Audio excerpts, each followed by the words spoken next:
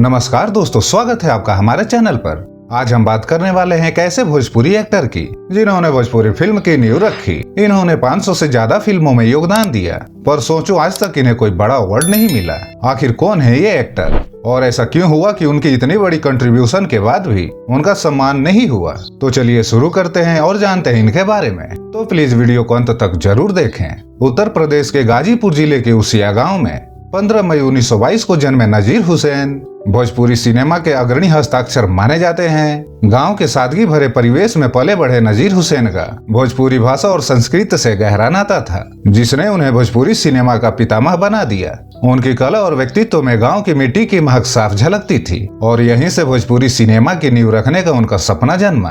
1960 में भारत के पहले राष्ट्रपति डॉक्टर राजेंद्र प्रसाद से मुलाकात के दौरान नजीर हुसैन को भोजपुरी में फिल्में बनाने की प्रेरणा मिली।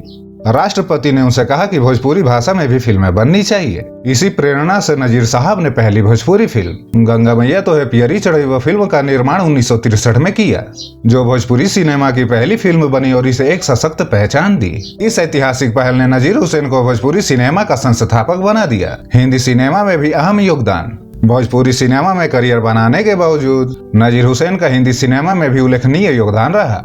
उन्होंने अमर अकबर एंथनी, कटी पतंग, द बर्निंग ट्रेन और असली नकली जैसी लोकप्रिय फिल्मों में शानदार अभिनय किया।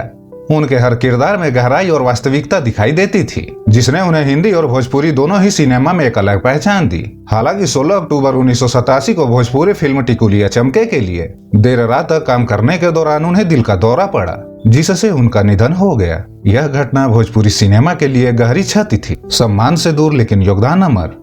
अपने 37 साल के करियर में नजीर हुसैन ने 500 से अधिक फिल्मों में काम किया। हालांकि अपने इस महान योगदान के लिए उन्हें कभी किसी बड़े अवार्ड से सम्मानित नहीं किया गया। फिर भी उन्होंने भोजपुरी सिनेमा को स्थापित कर अपनी कला और लगन से उसे नए आयाम तक पहुंचाया। उनका योगदान सदैव अमर रहेगा और वे हमेशा भोजपुरी सिनेमा के पथ प्रदर्शक के रूप में याद किए जाएंगे। क्या इंडस्ट्री को बदलना चाहिए? आज की इंडस्ट्री को ऐसे कलाकारों का सम्मान करना चाहिए जो पीछे काम करते हुए भी भोजपुरी सिनेमा को आगे बढ़ाते हैं। नजीर हुसैन जैसे लेजेंड को अवार्ड मिले या ना मिले, उनका काम कभी नहीं भूला जाएगा। लेकिन इंडस्ट्री को सोचना चाहिए कि अगर ऐसे लेजेंड्स को रिस्पेक्ट नहीं दिया गया तो नए कलाकार कहां से प्रेरणा लेंगे।